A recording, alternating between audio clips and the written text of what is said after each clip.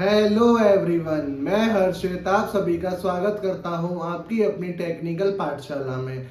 आज मैं आप लोगों को बताने जा रहा हूं ईएमएमसी इंस्ट्रूमेंट के बारे में। ईएमएमसी इंस्ट्रूमेंट हमारे क्या होते हैं, कौन सी हम इसमें डैम्पिंग यूज करते हैं और ये लीनियर होता है या नॉन लीनियर होता है, ये हमारा ट्रांसफर टाइप इंस्ट्रूमेंट है या नहीं, ट्रांसफर टाइप इंस्ट्रूमेंट क्या होता है, ये सब आज की वीडियो में आप लोगों को बताने वाला हूं। ठीक है, तो ईएमएमसी जो वर्ड है उसकी जो फुल फॉर्म होती है वो होती है electromagnet moving coil.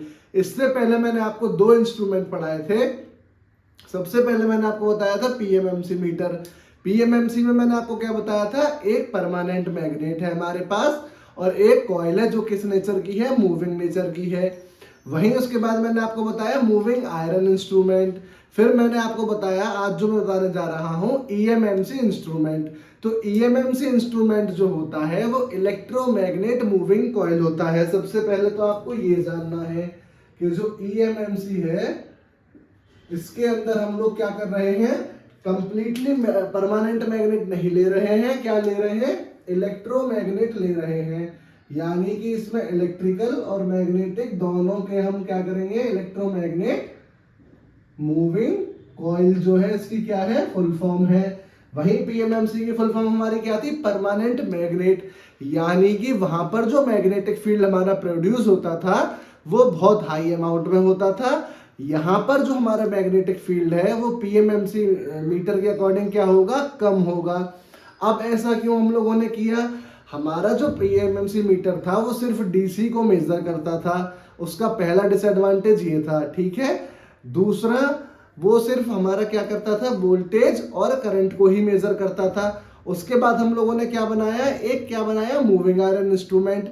Moving iron instrument जो था वो एसी और डीसी दोनों को मेजर करता था, लेकिन वो भी सिर्फ हमारा किसको मेजर करता था, करंट और वोल्टेज को। और ये दोनों जो थे ये ट्रांसफर टाइप इंस्ट्रूमेंट नहीं थे। ट्रांसफर टाइप इंस्ट्रूमेंट हमारे क्या होते हैं, ट्रांसफर टाइप इंस्ट्रूमेंट, ये जो इंस्ट्रूमेंट होते हैं हमारे ट्रांसफर टाइप इंस्ट्रूमेंट, इसका मतलब ये होता है कि मैंने एक एमीटर बनाया। एमीटर का काम क्या है, वो करंट को नापने का काम है। या फिर मैंने एक वोल्ट मीटर बनाया, वोल्ट मीटर क्या करेगा, वोल्टेज को मेजर करेगा।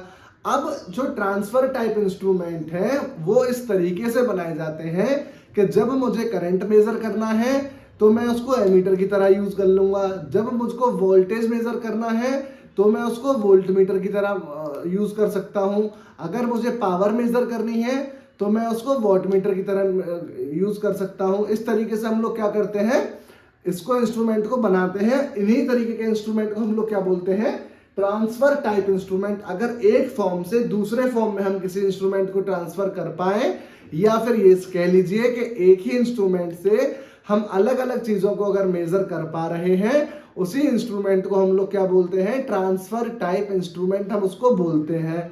तो जो हमारा ईएमएमसी मीटर है या फिर ईडीएम है, यानी कि ईडीएम की हमारी फुल फॉर्म होती है इलेक्ट्रो डायनामोमीटर। इलेक्ट्रो डायनामोमीटर, ये जो हमारा इंस्ट्रूमेंट है इसका यूज हम किस लिए करते हैं, इसका यूज हम लोग करते हैं पावर को मेजर करने के लिए।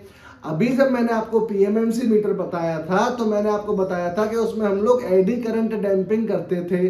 तो एडी करंट डैंपिंग वहीं करी जाती है जहां पे बहुत हाई अमाउंट में क्या हो, मैग्नेटिक फील्ड हमारा होता है। फिर जो हमारा क्या है, अब ईएमएमसी मीटर है, इसमें हम कौन सी डैंपिंग करेंगे, इसमें हम लोग करते हैं एयर फ्रिक्शन डैंपिंग। जो चीजें आपको याद रखनी है सिर्फ वही मैं बोर्ड पे लिखूंगा।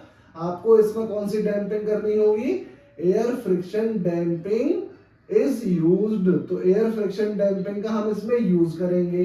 अब इसकी एप्लीकेशन क्या है, तो एप्लीकेशन से पहले मैं आपको बता दूं, टीडी की जो वैल्यू हमारी आती थी किसके लिए, मूविंग आयरन इंस्ट्रूमेंट में, वो क्या आती थी, I square dm by d theta. और जो वैल्यू हमारी किसके लिए आएगी, ईएमएमसी इंस्ट्रूमेंट के लिए आएगी, वो आती है I1 I2 dm by d theta.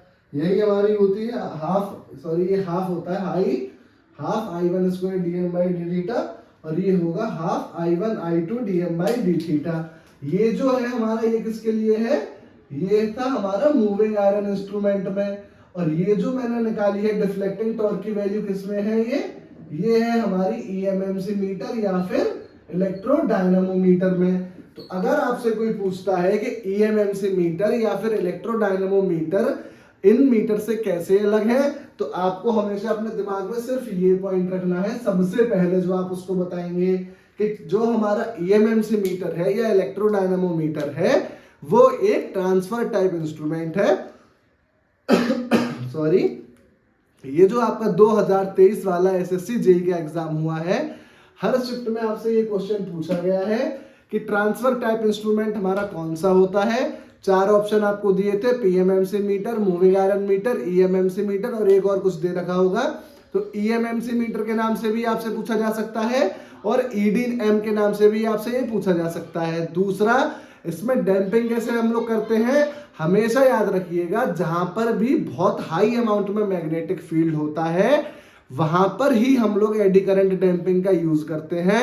उसके अलावा हम लोग सिर्फ एयर फ्रिक्शन डैंपिंग का ही यूज करते हैं। और डैंपिंग टॉर्क का हम लोग किस लिए यूज करते थे, अगर हमारे सिस्टम में कोई भी ऑसिलेशंस है उनको खत्म करने के लिए हम किसका यूज करते थे, डैंपिंग का यूज किया करते थे। ठीक है, अब इसके बाद हम लोग देखते हैं इसकी एप्लीकेशन। ये मैं बस इतना मिटा रहा हूं, ठीक है। तो एप्लीकेशन में हम लोग देखेंगे कि अगर मैं इसको एमीटर की तरह यूज करता हूं तो क्या ये लीनियर रहेगा या नहीं। तो एमीटर के अगर फॉर्म में मैं इसको देखना चाहता हूं और वहीं मैं देखूं इसको वोल्ट मीटर की तरह, एमीटर क्या करेगा, मेरा करंट मेजर करेगा, वोल्ट मीटर क्या करेगा, हमारा वोल्टेज मेजर करेगा, वॉट मीटर क्या करेगा, पावर मेजर करेगा, और पावर फैक्टर मीटर हमारा क्या करता है, पावर फैक्टर मेजर करता है। पावर फैक्टर पे मैंने एक वीडियो अलग से बना के डाली है। पावर फैक्टर क्या होता है, कम होना चाहिए या ज्यादा होना चाहिए, और इसके अगर कम है तो हमको क्या क्या नुकसान होंगे और इसको हम कैसे सही कर सकते हैं। अगर मैं आप लोगों से बात करूं एमीटर की, तो एमीटर के केस में जो हमारा थीटा है वो क्या होता है, आई स्क्वायर के डायरेक्टली प्रोपोर्शनल होता है करंट और वोल्टेज दोनों के केस में। तो मैंने आप लोगों को बताया था कि जब भी हमारा थीटा किसी चीज के डायरेक्टली प्रोपोर्शनल है करंट या वोल्टेज के, तब हम उसको बोलेंगे लीनियर स्केल। लेकिन अगर वहां पर वो किसी के साथ स्क्वायर में है या फिर साइन या फिर कॉस के टर्म्स में है तो हम उसको क्या बोलेंगे, हम उसको बोलेंगे नॉन लीनियर स्केल। तो एक दिक्कत हमको क्या आती है कि अगर हम इसको वोल्टेज या फिर करंट नापने के लिए मेजर करते हैं तो इसका जो स्केल है वो कैसा हो जाता है, नॉन लीनियर हो जाता है। वहीं अगर मैं बात करूं वॉट मीटर की, जो आपकी पावर को मेजर करेगा, उसके लिए ये क्या है, लीनियर स्केल हमारा होता है। अब मैं बात करता हूं आपसे पावर फैक्टर मीटर की। सिर्फ पावर फैक्टर मीटर एक हमारा ऐसा मीटर है जिसके अंदर हम स्प्रिंग टॉर्क यूज नहीं करते, स्प्रिंग कंट्रोलिंग टॉर्क। उसके अलावा जितने भी हमारे एमीटर है, वोल्ट मीटर है, वॉट मीटर है, एनर्जी मीटर है, जितने भी मीटर है, फ्रीक्वेंसी मीटर हो या कोई भी हो, हर एक मीटर में हम लोग स्प्रिंग कंट्रोलिंग टॉर्क का ही यूज करेंगे। सिर्फ हमारा एक पावर फैक्टर मीटर ऐसा है जिसमें हम लोग इसका यूज नहीं करते हैं। अगर 3 फेज पावर फैक्टर की मैं बात करूं, अगर मुझे 3 फेज पावर फैक्टर क्या करना है, मेजर करना है, तो उसके लिए मैं क्या करता हूं, एक पोलराइज्ड वेन नाम से हमारे को इंस्ट्रूमेंट मिलता है, उससे हम 3 फेज का पावर फैक्टर मेजर करते हैं। ठीक है, मैं यहां पे लिख देता हूं 3 फेज का अगर पावर फैक्टर मुझे क्या करना है, मेजर करना है, तो मैं किससे मेजर कर पाता हूं, polarized vane power factor metre.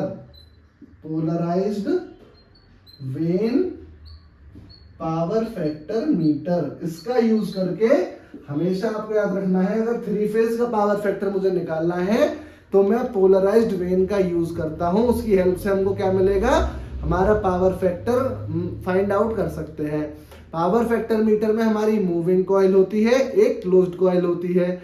एक हमारी मूविंग कॉइल का जो रेजिस्टेंस है वो हाई होता है और दूसरी मूविंग कॉइल का जो कैपेसिटेंस है और इंडक्टेंस है उसकी वैल्यू क्या होती है, हाई होती है, और वो एक दूसरे के साथ क्या होती हैं, परपेंडिकुलर होती हैं।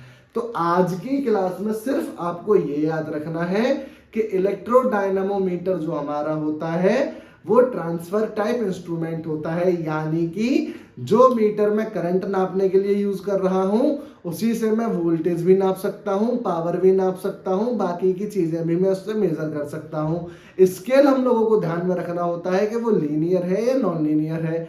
ईडीएम के केस में अगर मैं बात करता हूं एमीटर और वोल्टमीटर की, तो इन दोनों के लिए जो स्केल है वो नॉन लीनियर होता है। तो इससे हम लोग यूज करते हैं जनरली किसके लिए, पावर को मेजर करने के लिए हम ईडीएम का यूज करते हैं। दूसरा आपको यहां से याद रखना है कि जो हमारी परमानेंट मैग्नेट है वहां पर मैग्नेटिक फील्ड बहुत ज्यादा होता है, जिसकी वजह से हमारा जो मैग्नेटिक फील्ड है वहां बहुत ज्यादा हो जाएगा। तो हम वहां जो डैम्पिंग यूज करते हैं वो एडी करंट डैम्पिंग का यूज करते हैं। और यहाँ पे जो डैम्पिंग हम लोग यूज करते हैं वो कौन सी करते हैं, एयर फ्रिक्शन डैम्पिंग का हम लोग यूज करते हैं। किसके लिए, ऑसिलेशंस को खत्म करने के लिए। वहीं मूविंग आयरन इंस्ट्रूमेंट में जो हमारी डिफ्लेक्टिंग टॉर्क का फॉर्मूला आता है वो क्या आता है, half I square d M by d theta. और वहीं जो यहाँ फॉर्मूला आता है वो क्या आता है, half I one into I two d M by d theta. ये हमारे फॉर्मूले हैं, सिर्फ इतना आपको ईडीएम से याद रखना है। फिर भी मैं आपको कहूंगा कि ये आप इंपोर्टेंट है, इसको अच्छे से याद रखिएगा। यहां से क्वेश्चन ज्यादा आता है, आपसे पूछेगा कौन सी डिवाइस है जो ट्रांसफर टाइप इंस्ट्रूमेंट है, तो आपको या तो ईएमएमसी ऑप्शन में दिया होगा या फिर ईडीएम दिया होगा, आप टिक कर दीजिएगा। ठीक है, यही आपका ईडीएम था। अब कल क्लास में हम लोग कुछ और पढ़ेंगे, आज की क्लास में बस इतना ही। आप लोग खूब मन लगाकर पढ़िए, खुश रहिए, स्वस्थ रहिए। आज हो सकता है आप लोगों का फॉर्म आ जाए, फॉर्म भर दीजिएगा। कैसे फॉर्म भरा जाएगा उस पर मैं एक वीडियो बना के डाल दूंगा, आप लोग देख लीजिएगा। ठीक है, चलिए आप लोग खुश रहिए, स्वस्थ रहिए, हम लोग मिलते हैं। हर हर महादेव।